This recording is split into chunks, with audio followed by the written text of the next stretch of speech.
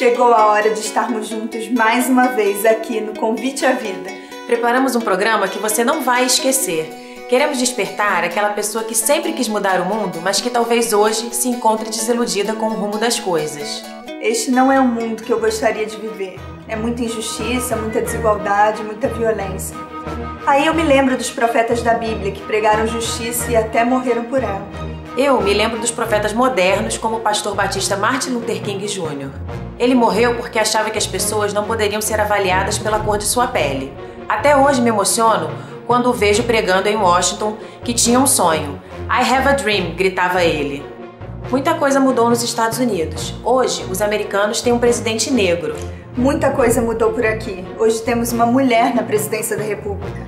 Mas falta muita coisa e tem muita gente acomodada.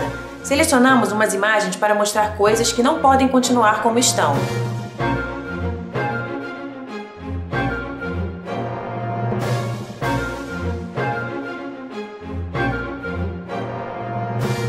Até quando vamos ter que conviver com tudo isso? E eu vejo o pessoal muito acomodado. A última vez que no Brasil as pessoas saíram às ruas foi para derrubar o presidente Collor. Depois, todo mundo voltou para casa e desanimou. Parece que as utopias acabaram. Parece que os sonhos de transformação do mundo não existem mais. Mas Deus espera que nos envolvamos na mudança. A canção de João Dias de Araújo não pode ser esquecida. Que estou fazendo se sou cristão? Se Cristo deu-me total perdão. Há muitos pobres sem lar, sem pão. Há muitas vidas sem salvação. Meu Cristo veio para nos remir, o homem todo sem dividir. Não só a alma do mal salvar, mas também o corpo ressuscitar. Hoje vamos provocar você, mas sem perder a ternura. Voltamos logo.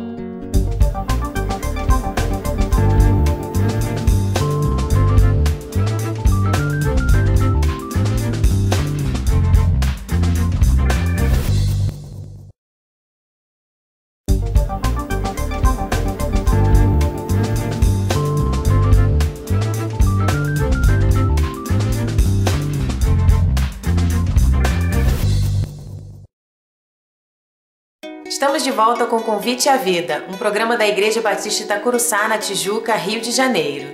Você tem lido a Bíblia? Se tem, saberá a resposta do nosso desafio bíblico. A pergunta é do Novo Testamento. Em que cidade Paulo e seus companheiros foram acusados de transtornar o mundo? Para responder, acesse o site do programa conviteavida.org.br e deixe a sua resposta. Se preferir, escreva para o nosso programa Convite à Vida, Praça Barão de Corumbá, 49, Tijuca, CEP 20.510-170, Rio de Janeiro. Se quiser também, ligue para nós, 021 3344 9700. Você concorrerá ao livro Mais que um Carpinteiro, da editora Agnus. A pergunta desta semana, em que cidade Paulo e seus companheiros foram acusados de transtornar o mundo, fala de homens que mudaram a história. Podemos mudar a história? Ou isto é utopia? Vamos às ruas para saber se o povo sonha com um Brasil diferente, transformado. E aí, gente? O Brasil tem jeito?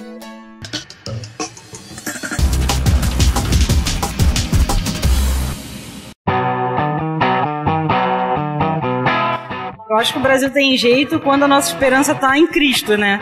Do jeito que eu vejo o país se desenvolvendo, aparentemente eu diria que não, porque tudo nos indica isto. Porém, quando eu olho para pessoas como esta aqui, o Brasil tem jeito. Tem jeito por causa de vocês, do futuro deste país. Amém? A gente tem que, primeiramente, ter consciência, né? Nesse ano aí eleitoral, escolher direitinho quem a gente escolhe como os nossos representantes, né? Eu creio que o Brasil tem jeito e vai mudar. Acho que tudo começa dentro de casa. Pra gente crescer sem corrupção, sem desonestidade, com bom caráter, com bons valores. Acho que é a educação que vem de casa. Acredito que sim. Penso que nós brasileiros precisamos acreditar mais no nosso país e lutar por ele.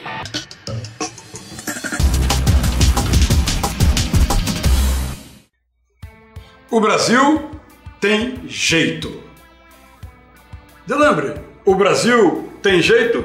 Mas antes, quero dizer que é um prazer muito grande receber você aqui em nosso convite à vida, uma honra mesmo para nós.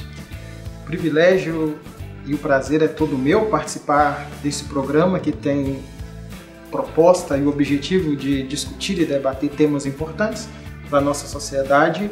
Então é um privilégio estar aqui no convite à vida. Delambre de Oliveira veio do interior de Minas Gerais, da cidade de Timóteo.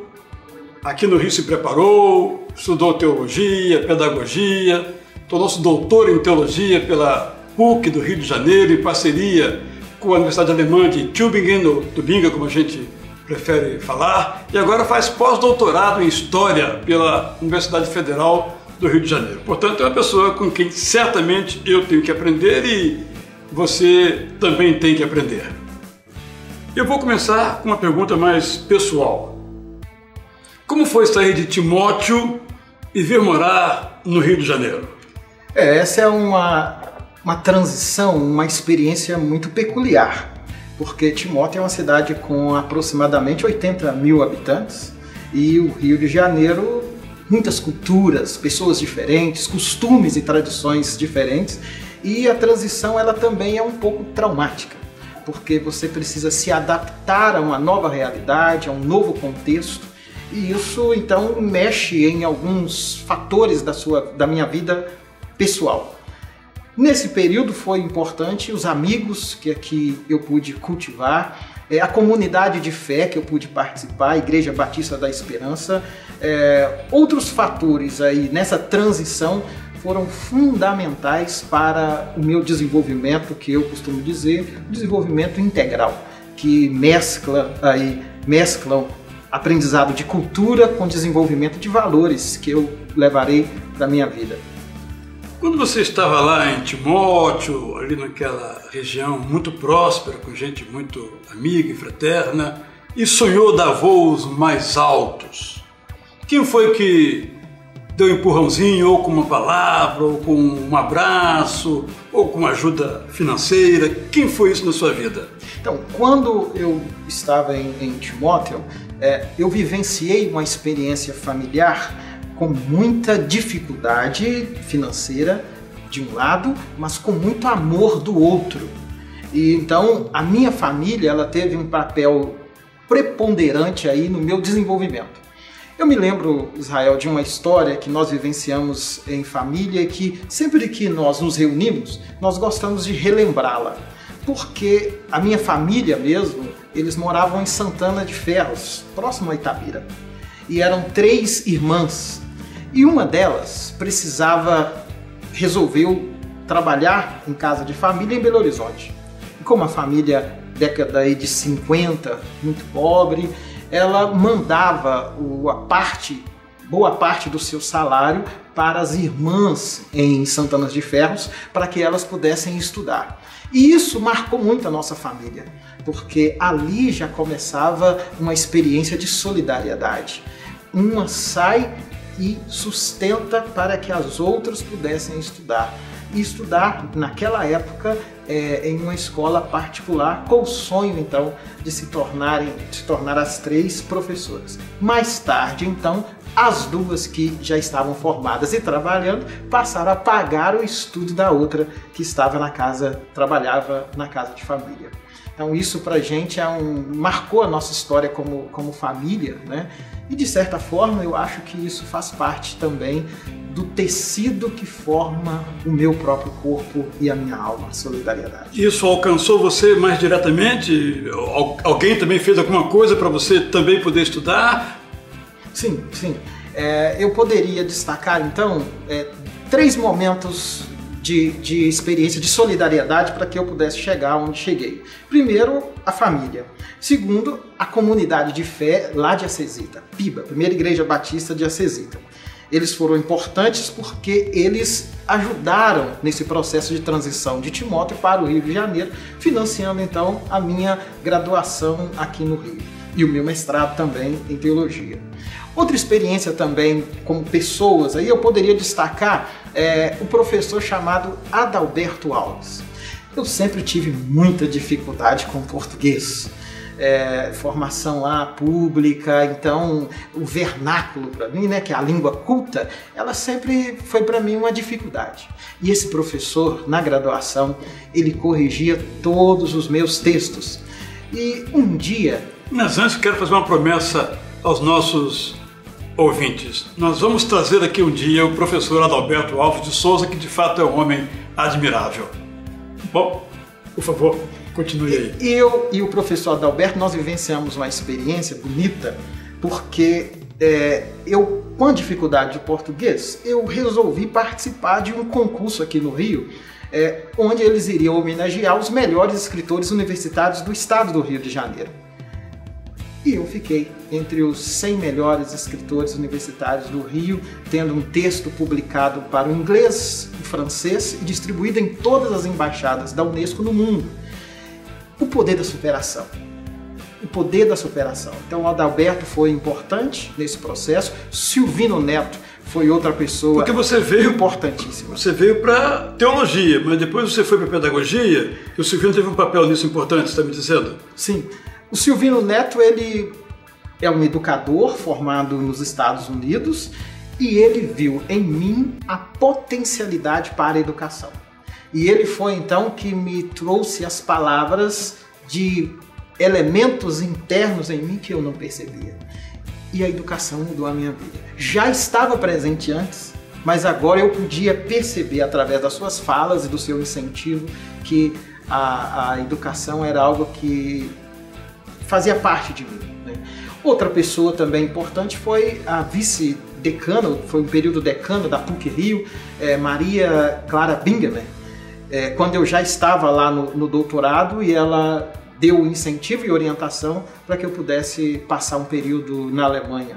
Segundo ela, isso seria muito importante para a minha formação. Então, essas pessoas foram importantes. Sem elas, seria difícil. Então você veio com vocação para a teologia, também se juntou isso com a teologia, literatura e também meio ambiente acabou entrando na sua vida de alguma maneira, certo? Certo. Mas isso vamos ouvir daqui a pouco, mas eu quero contar uma coisa para você, muito interessante, você falou de professores aí. Eu também tive um professor, era o pastor Técio Gomes Cunha. Ele tinha uma frase notável, ele dizia o seguinte: educação ninguém rouba da gente. Concorda? Concordo. O resto vai, não é? Concordo. Mas educação é para sempre. É para sempre. Voltamos daqui a pouco com o professor Delâmbrio de Oliveira, falando mais agora então sobre educação e meio ambiente. Convite à Vida volta já.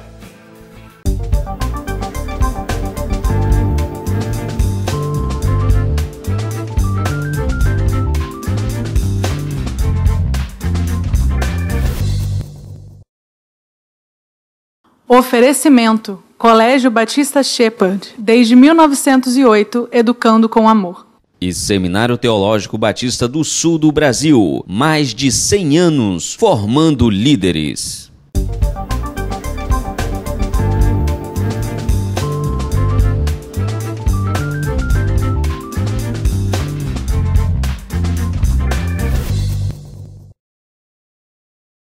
Theos, Deus. Gel, terra. Delâmbrio, como é que o tema do meio ambiente entrou na sua vida? Dois momentos foram fundamentais para que esse tema pudesse fazer parte aí da minha pesquisa e da minha própria vida. Eu desenvolvi um trabalho no Mato Alto, Jacarepaguá, uma comunidade carente, e todas as tardes eu tomava café com uma senhora chamada Maria da Glória.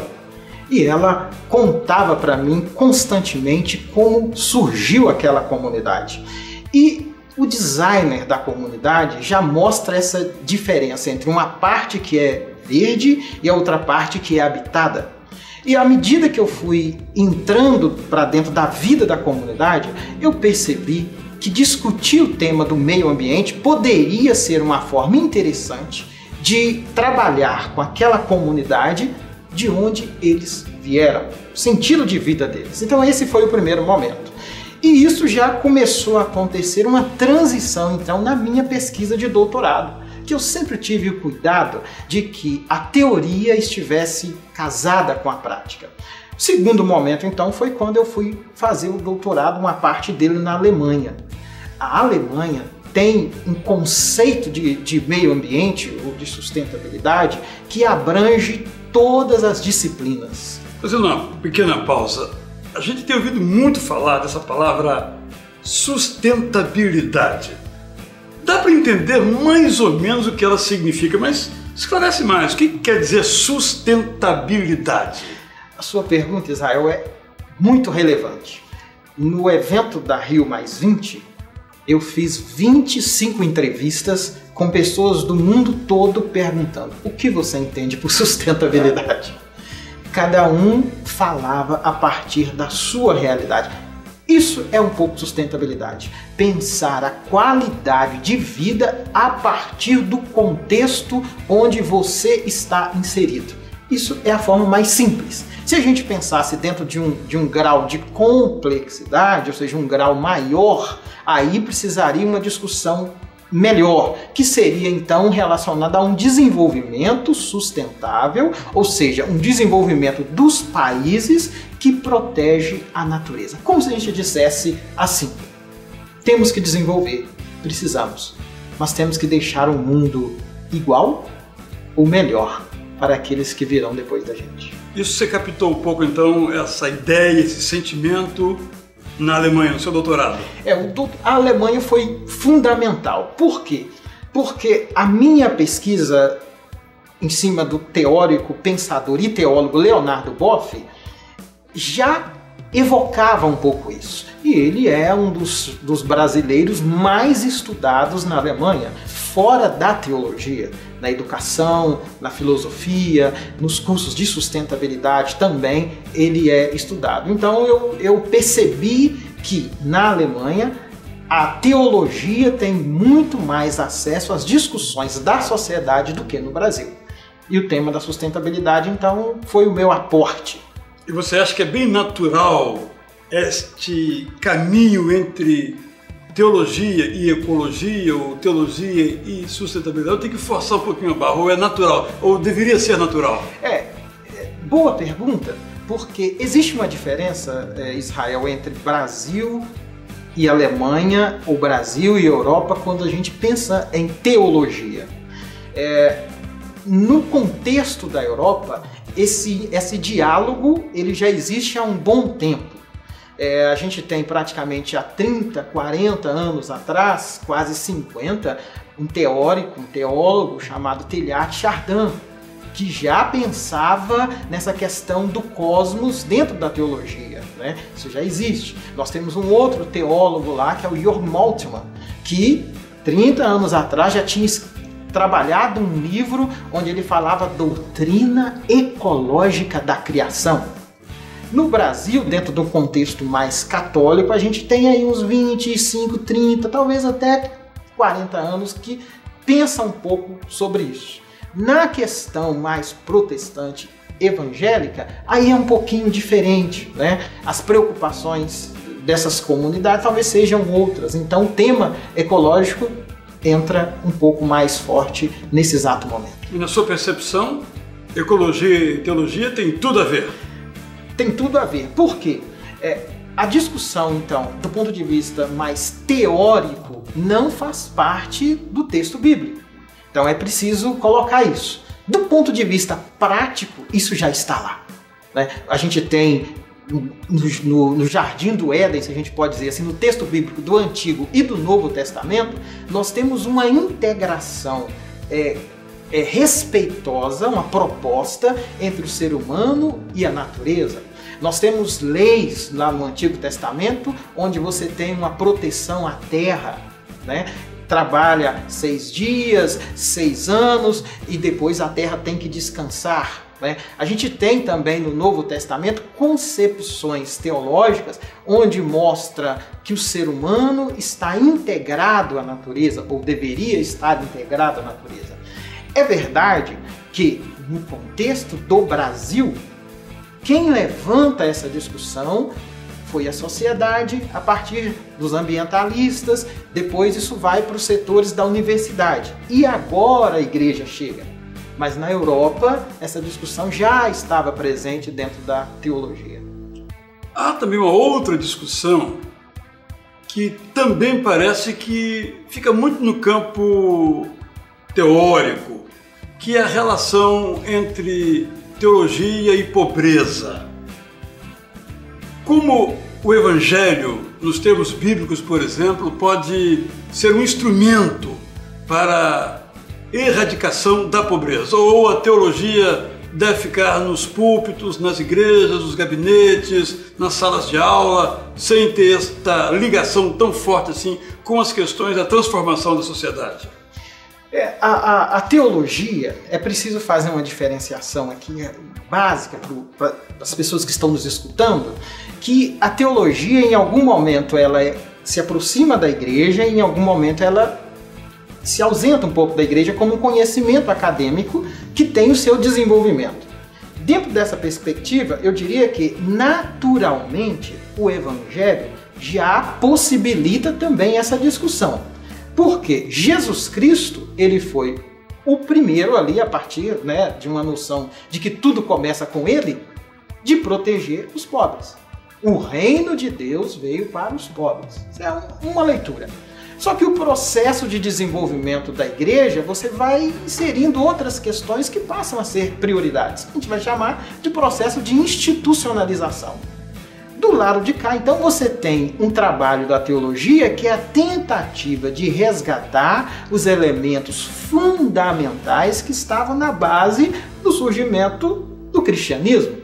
Nesses elementos fundamentais, a questão do pobre, a questão da justiça social, a questão do cuidado com o outro, a questão da valorização da pessoa, muito mais do que a instituição, a questão do cuidado, então, aí com a natureza, passam a ser elementos ali, no momento fundante, no início da caminhada de Jesus Cristo, elementos centrais e que, de certa forma, a teologia alerta para que isso seja retomado novamente. Necessariamente, a teologia deve estar envolvida nesse processo de erradicação da pobreza, como uma decorrência de sua própria atividade, ou é algo marginal, ou essencial? Se nós pensarmos em teologia cristã, que tem a sua base fundamental na pessoa de Jesus Cristo, isso é um elemento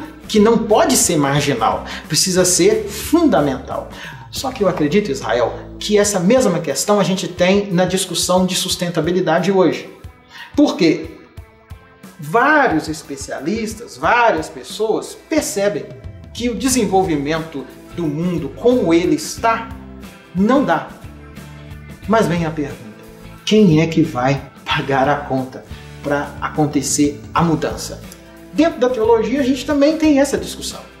A gente percebe alguns elementos fundamentais que no desenvolvimento histórico do cristianismo eles foram sobrepostos ao processo de institucionalização e que precisa ser retomado. Mas quem é que vai pagar a conta? Estamos falando de utopia, mudanças no plano utópico. Você crê em utopia, como Luther King, que cria na igualdade entre as raças e ela se realizou? Você crê em utopias ainda hoje ou não há mais lugar para isso no mundo? A utopia, do ponto de vista etimológico, ou seja, a palavra utopia, é aquilo que se espera. De certa forma, Israel, todo ser humano tem utopias. Todo ser humano é movido a sonhos, é movido à esperança.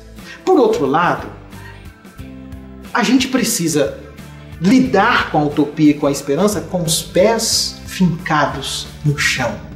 Ou seja, uma esperança que não brota da análise real daquilo que é a vida, com seus dramas, com suas dores, com suas alegrias e com seus afetos, pode ser uma utopia ilusória que te tira da realidade. Parece, Israel, que a teologia faz o contrário. Assume o drama da humanidade, assume a crise como oportunidade de transcender, de ir à frente, de lançar-se na vida. Nesse aspecto, eu acredito na utopia. Delambre, você chegou aqui no nosso estúdio com um violão. Você sempre carrega com você um violão ou foi só hoje especialmente? Eu sempre carrego, mas hoje tem uma qualificação especial. Esse violão, ele marca uma mudança na minha vida, que foi a vinda de Timóteo para o Rio de Janeiro. Foi confeccionado numa casa artesanal luthier em Coronel Fabriciano, cidade onde eu nasci, só no hospital. Eu vou cantar uma música para vocês.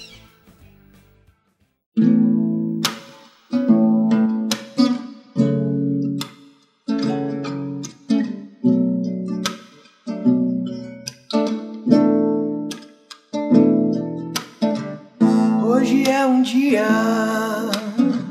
todo diferente. Um celebra a paz e o outro faz a guerra. Muitos sentimentos em um mesmo evento. Nasce uma vida, pra outro é despedida.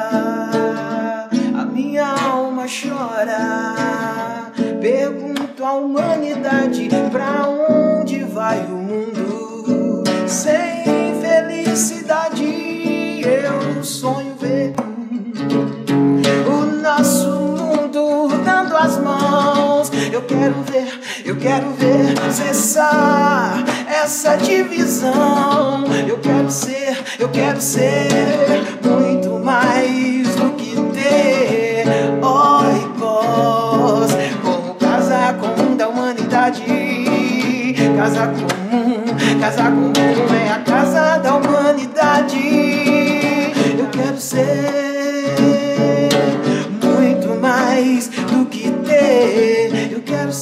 Eu quero ser muito mais do que ter.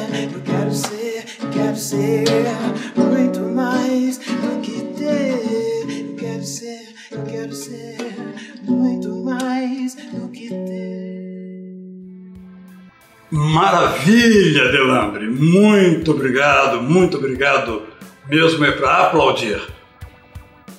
Queremos então aqui agradecer ao Delambre, ao professor Delambre, estar aqui conosco, dando esta aula sobre vida. Acho que essa é a palavra que melhor define a entrevista de hoje. Muito obrigado então, Delambre. Eu agradeço, Israel, a participação nesse programa, Convite à Vida. Eu termino dizendo então que o melhor lugar do mundo é onde você está agora. Ainda que seja o lugar da crise. Como nós falamos aqui, a crise é momento de transcender, de descobrir também novos olhares que, quando as coisas estão perfeitas, não é possível perceber. Nesse sentido, sustentabilidade diz respeito a todas as dimensões da vida do ser humano. É com essa fala, com essa alegria, é que eu agradeço a oportunidade de compartilhar de um tema tão importante para o Brasil neste século XXI. Sustentabilidade com qualidade de vida. Muito obrigado. Daqui a pouco o Convite à Vida volta a estar com você. Muito obrigado.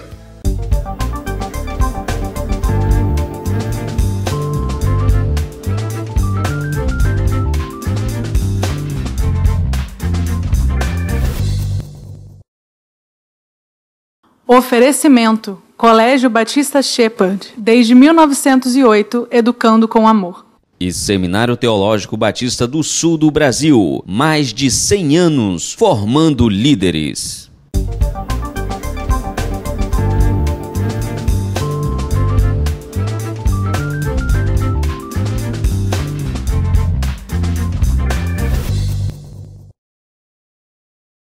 Estamos de volta com Convite à Vida, um programa da Igreja Batista Curuçá, na Tijuca, Rio de Janeiro. Vamos repetir a pergunta do desafio bíblico da semana. A pergunta é a seguinte: em que cidade Paulo e seus companheiros foram acusados de transtornar o mundo?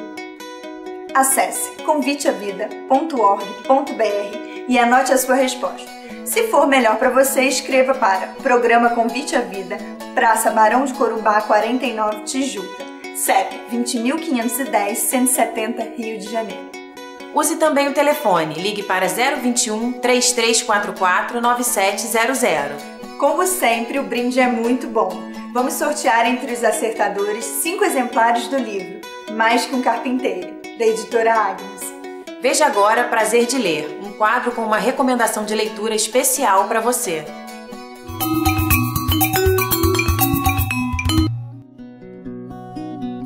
Uma pessoa vale pelo que diz, diz pelo que pensa, pensa pelo que lê.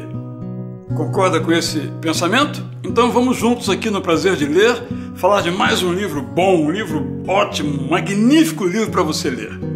Eu estou aqui nas minhas mãos com Mais que um Carpinteiro.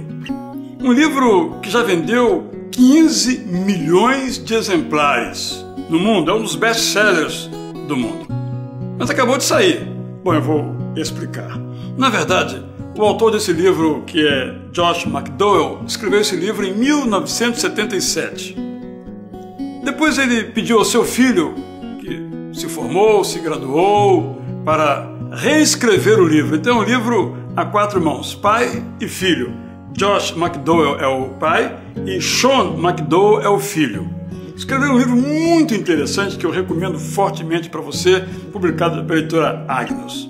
Neste livro, os autores falam da pessoa de Jesus, como Jesus tem sido visto no mundo, sobretudo nos dias de hoje. Mas, ao mesmo tempo, esse livro conta a história do próprio McDowell, do Josh McDowell, autor, pai, a sua experiência de vida. Tem um livro sobre Jesus e sobre a experiência de vida de cada um de nós. Eu vou ler um trecho que mais ou menos deixa bem claro o valor desse livro para todos nós, para mim e para você. O autor começa dizendo que tinha, antes de ser um cristão, um ódio tremendo de tudo e de todos. Sobretudo, ele tinha ódio do seu pai. E um dia, ele conta essa história, depois que se converteu a Jesus Cristo como Senhor e Salvador, chegou em casa, o pai estava naquele dia sóbrio, o pai era um alcoólatra, ele disse: pai, eu amo você. O pai ficou assustado. Como, meu filho, você ama um pai como eu? Uma pessoa como eu? Como você pode amar uma pessoa assim? Então, ele escreveu a sua resposta. Respondi compartilhando com ele a história da minha pesquisa e das minhas conclusões sobre Jesus. Pai, 6 meses atrás eu o desprezava, mas coloquei minha confiança em Cristo, recebi o perdão de Deus, convidei-o a entrar na minha vida e ele me transformou. Não consigo explicar tudo, pai, mas Deus tirou todo o ódio que eu tinha e colocou no lugar a capacidade de amar. Eu amo e o aceito como você é. O autor então conclui: conversamos por quase 1 hora e então tive uma das maiores alegrias da minha vida. Portanto, Mais que um Carpinteiro é sobre Jesus, mas Mais que um Carpinteiro é sobre a sua vida, o que a sua vida pode ser. É por isso que vendeu tantos exemplares ao redor do mundo. Eu recomendo para você fortemente este livro de pai e filho McDowell, Mais que um Carpinteiro, publicado no Brasil pela editora Agnus. Boa leitura, porque você sabe, uma pessoa vale pelo que diz, diz pelo que pensa, pensa pelo que lê. Eu quero agora então convidar você também para participar de uma outra história, uma história sobre sustentabilidade, sobre qualidade de vida. Ela se dá entre os índios Aymara do Chile. Veja o que Jesus, que fez na vida de McDowell, fez ali também no Chile, entre os índios Aymaras daquele país.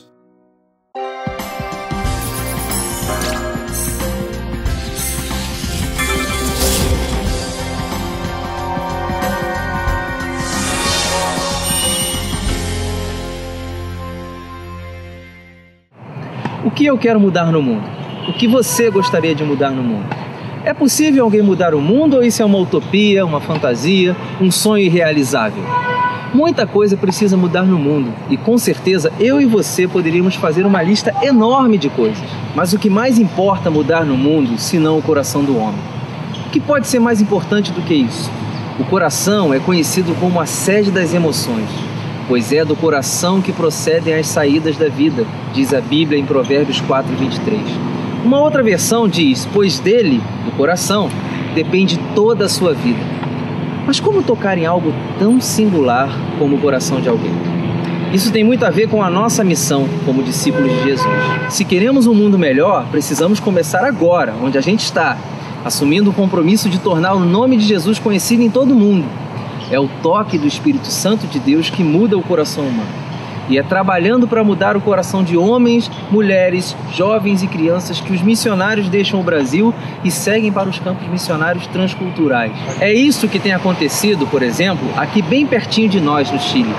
Ali, muitos missionários trabalham para mudar a realidade dos povos, como acontecem com os indígenas aimaras, que vivem nas montanhas. São 50 mil aimaras isolados que vivem à espera de alguém que leve até eles esperança de vida e fale a eles de Jesus. E assim, muitas pessoas hoje no Chile têm encontrado uma nova maneira de viver. Em pleno deserto do Atacama, a 5.000 metros de altitude, missionários estão visitando, discipulando, falando de Jesus e oferecendo àquele povo a oportunidade de mudar de vida. Vivendo numa região sujeita a tsunamis, terremotos, os missionários se dedicam a levar o amor de Deus que transforma os corações a esses indígenas. Assista agora o documentário que preparamos sobre evangelização no Chile, que inclui não apenas os aimaras, mas todo o povo chileno. Veja como você pode fazer parte dessa missão.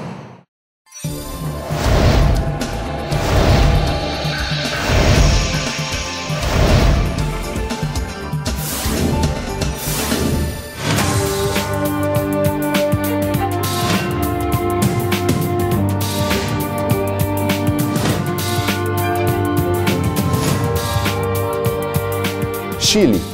Em pleno deserto do Atacama, os missionários brasileiros estão fazendo história. Enfrentando um sol de mais de 40 graus ou um rigoroso inverno, eles não medem esforços para evangelizar. A brasileira Narimã Nunes e seu esposo chileno Juan Carlos trabalham com a etnia aimara. O alvo é evangelizar os 50 mil indígenas que vivem nas montanhas de Arica, Parinacota e Tarapacá. O povo aimara adora o Deus Sol, a deusa Terra, o Deus da água, do vento e fazem suas festas pagãs para que tenham boas colheitas. Neste contexto, 190 pessoas estão sendo discipuladas. Os obreiros da terra, Bernardo e Isabel Aravena, cuidam do projeto Monte das Oliveiras. Dezenas de crianças são atendidas. Como é evangelizar nessa região onde nenhum grupo conseguiu ficar? No começo íamos cheios de esperança, mas voltávamos desolados, pois não havia resposta. Mas por orientação do Espírito Santo, mudamos a estratégia e em vez de falar do Evangelho, nós cumprimentávamos as pessoas.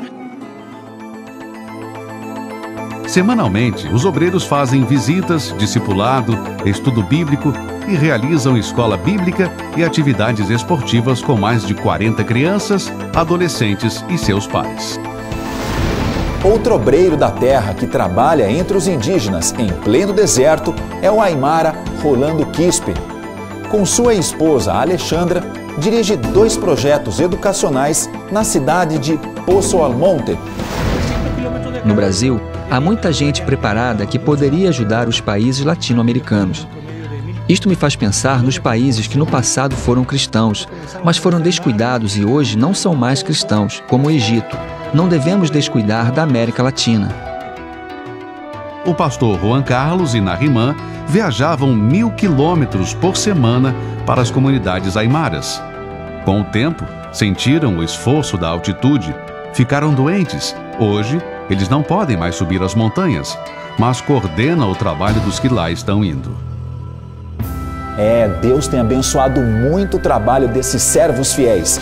Mas como é viver num local sujeito a terremotos e tsunamis? O sistema de medição, né, mostra o tremor todos os dias, pequenininho, um pouquinho, suavezinho, ou um pouquinho mais forte, como aquele da madrugada, né, que levanta a cama aí. Mas se a gente tem o Senhor, realmente há um descanso, há uma confiança muito grande. Aqui mesmo na nossa casa missionária, passamos 2 grandes tremores, né? Temblores, ao grau de terremoto, grau 7, grau 8, é grau de terremoto. Enviados em janeiro de 2008 para trabalhar com esportes, William Carrilho, Márcia e seus filhos atuam nas comunidades aimaras. Eles estão cumprindo o ID de Jesus. Sabemos que no Brasil há pessoas que têm dado o seu melhor, do seu salário,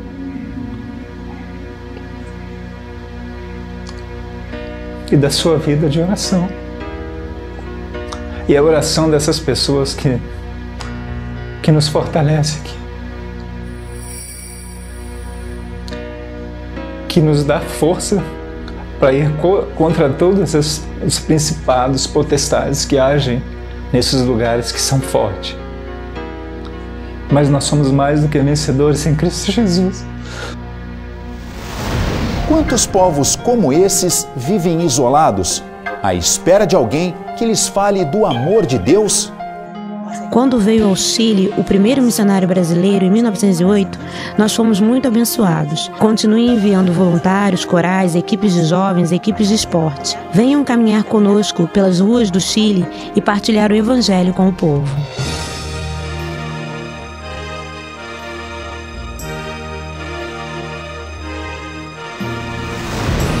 O que você pode fazer para ajudar a evangelizar o povo aimara, o povo chileno?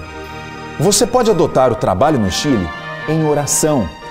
Através do programa de adoção missionária, você pode adotar o projeto com uma contribuição mensal a partir de R$20. Ou pode enviar uma oferta específica nesta ocasião. E não se esqueça, por Cristo, vamos até os confins da terra.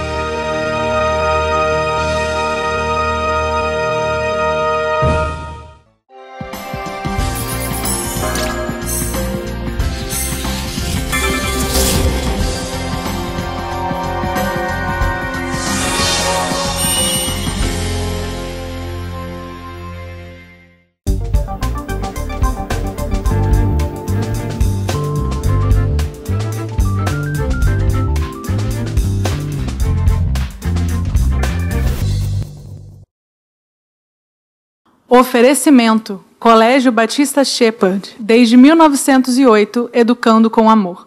E Seminário Teológico Batista do Sul do Brasil, mais de 100 anos formando líderes.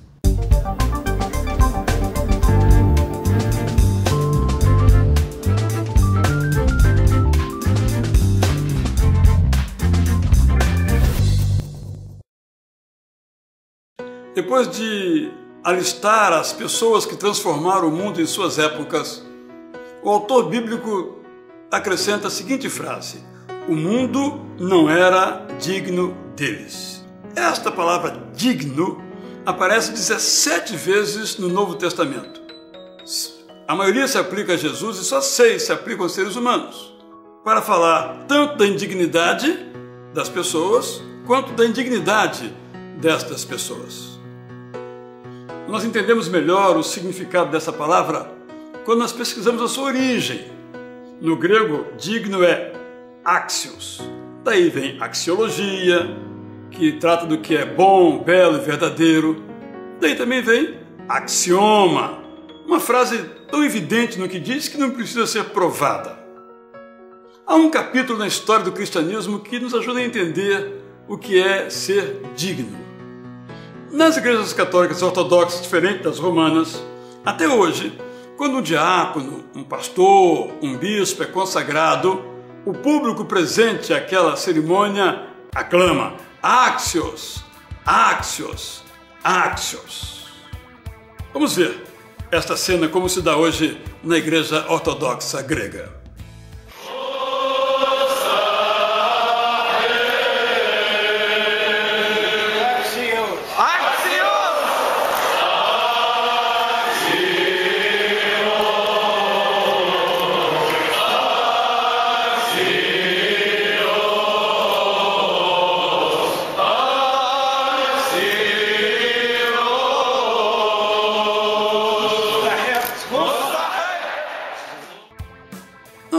entender melhor esse conceito de um modo negativo. Se alguma vez você foi ver um time jogar num estádio, observou que há vezes em que o jogador é vaiado. Por que a torcida vai um jogador? Porque acha que ele não é digno de vestir aquela camisa. No plano político temos um outro exemplo. Foi quando a indignidade de um presidente ganhou unanimemente as ruas do Brasil. Resultou no movimento Fora Collor, também chamado de Caras Pintadas. Penso que esse episódio fez muito bem e, ao mesmo tempo, muito mal ao Brasil.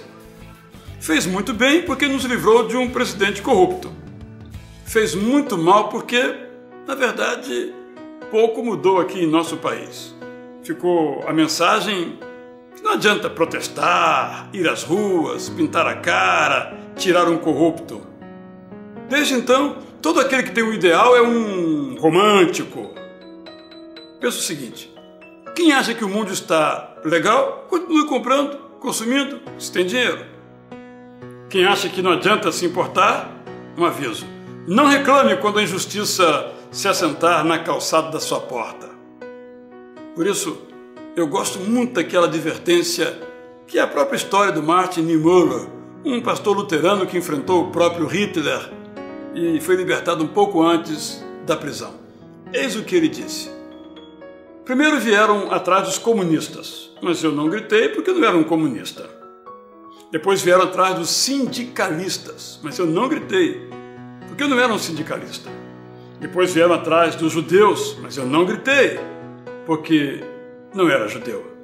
Depois vieram atrás de mim, mas não sobrou ninguém para gritar por mim. Quem muda o mundo são os românticos que se indignam, os idealistas que sonham, os atentos que criticam, mas vão além da crítica, os interessados que se juntam aos que se importam. Como cristãos, nós não podemos cruzar os braços. Alguns fazem assim. Um amigo meu me questionou sobre o conceito de justificação. Justificação é uma palavra que quer dizer que Deus, em Jesus, nos justifica, isto é, nos torna justos, isto é, sem culpa. Isso para todo aquele que confessa Jesus como Senhor e Salvador. Mas o meu amigo disse que vê é o seguinte: o que ele vê são pessoas evangélicas que descansam nisso orgulhosamente, cruzam os braços, preguiçosamente, sem levar uma vida que se preocupe com o próximo, nem com suas próprias responsabilidades morais no mundo em que vivem. Meu amigo, ele não entendeu ainda a primeira parte da mensagem do Evangelho. E os evangélicos que assim vivem não entenderam ainda a segunda parte da mensagem. A primeira parte da mensagem do Evangelho diz o seguinte: na cruz, de fato, Jesus nos perdoou de todos os nossos pecados, o pecado de nos rebelarmos contra Deus, e nos libertou do peso de termos que procurar ficar nos justificando. Jesus, que não tinha culpa, fez isso em nosso lugar. E meu amigo não compreendeu ainda essa verdade revolucionária. E muitos evangélicos, com toda razão criticados pelo meu amigo, não compreenderam a outra verdade de que, embora sejam justificados, isto é, salvo, não por merecimento algum, a consequência evidente, natural, prática dessa justificação, dessa salvação, é a prática de boas obras, é uma vida digna, é uma vida axios, uma vida digna do Evangelho, por exemplo. Por isso eu vou ser muito direto. Quem não procura viver de modo digno da salvação, ainda não foi salvo. Deus nos deu a ordem de mudar o mundo, e esse deve ser o compromisso de todos os cristãos, não importa onde estejam. E este compromisso é claro numa sociedade fechada, onde não há liberdade de expressão, mas é também necessária, tão necessária nas outras abertas, em que há liberdade de expressão, de locomoção, para quem tem dinheiro, para quem pode. Porque, na verdade, o acesso aos bens essenciais como saúde e educação continua, infelizmente, muito desigual, sobretudo no Brasil. Nós não podemos ler a Bíblia e fazer de conta que nela não encontramos um projeto de Deus para este mundo. Quando lemos o Gênesis, nós vemos que, completada a obra da criação, Deus nos pede para cuidar da terra. Cuidar da terra inclui a preocupação com o meio ambiente, mas vai além. Inclui a preocupação com relações justas entre o homem e o meio, entre o homem e o homem. É por isso que na Bíblia os profetas e os poetas clamam contra todos os tipos de pecado, e não somente contra a idolatria. Os profetas clamam contra a miséria, os profetas clamam contra a corrupção, os profetas clamam contra os sistemas legais injustos.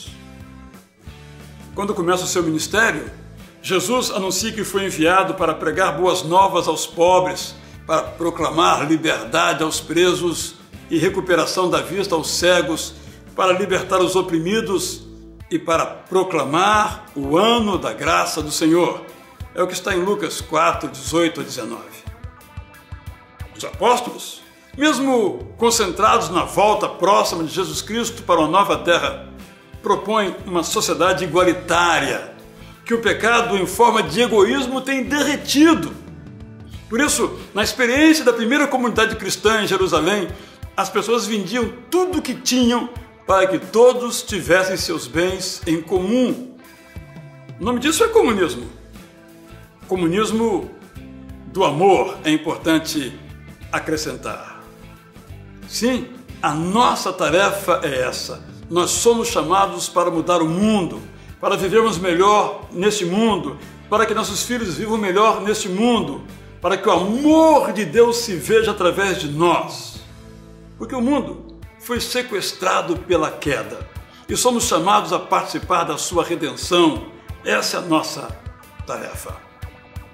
No caso brasileiro, nossos principais problemas são crônicos e giram em torno da educação, da saúde. É claro que não falta dinheiro para a construção de escolas e hospitais, para o equipamento de escolas e logradouros para a saúde, para o pagamento de salários dignos para os profissionais das escolas e hospitais. O que há não é falta de dinheiro. O que há é desvio.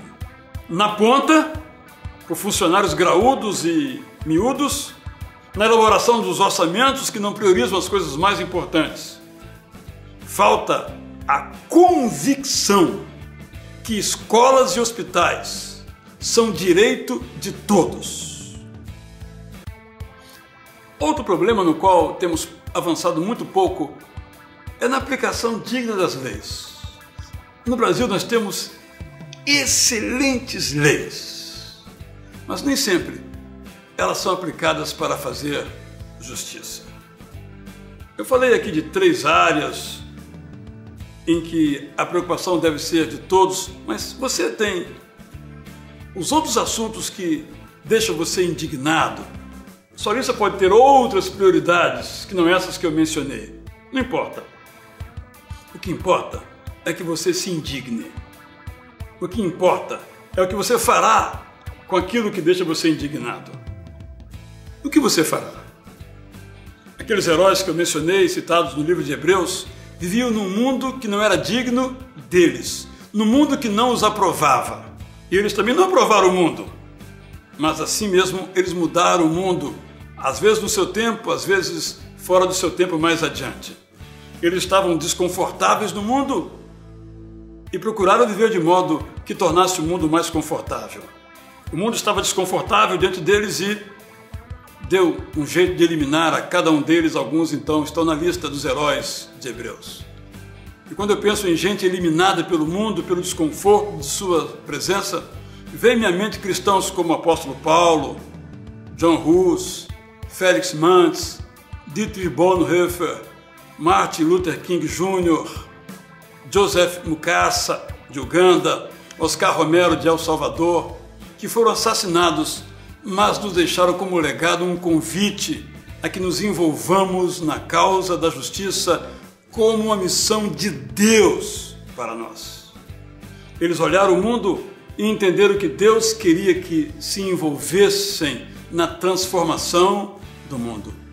Jesus não nos pediu para sermos tirados do mundo, mas que transformássemos o mundo. E meu convite é muito claro.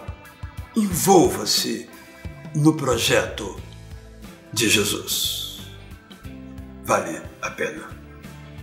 Se você quer saber mais ou quer uma orientação sobre o que você viu aqui, deixe seu recado em nosso mural. Acesse conviteavida.org.br. Se quer ser um seguidor de Jesus, acesse nosso site e clique no link Quero ser um seguidor de Jesus. Esperamos por você. Chegamos ao final do nosso programa. Então vamos repetir agora a pergunta do nosso desafio bíblico da semana. A pergunta de hoje é a seguinte: em que cidade Paulo e seus companheiros foram acusados de transtornar o mundo? Se você sabe a resposta, acesse agora conviteavida.org.br e coloque ali a sua resposta. Se for para você mais interessante escrever, nosso endereço é o seguinte: Programa Convite à Vida, Praça Barão de Corumbá, 49, Tijuca, CEP 20.510-170, Rio de Janeiro, RJ. Se quiser telefonar, nosso número é 021 3344 9700. Mais uma vez, lembramos que os acertadores vão concorrer ao livro Mais que um Carpinteiro. 5 exemplares de Mais que um Carpinteiro, um best-seller mundial que no Brasil foi publicado pela editora Agnus. Vale a pena ser um desses 5 sorteados. Participe, mostre que você conhece a Bíblia. Depois de tanta informação e reflexão, vamos ficando por aqui. Então, sobre você e sua família, graça e paz da parte de Deus, hoje e sempre. Até o próximo Convite à Vida. Até.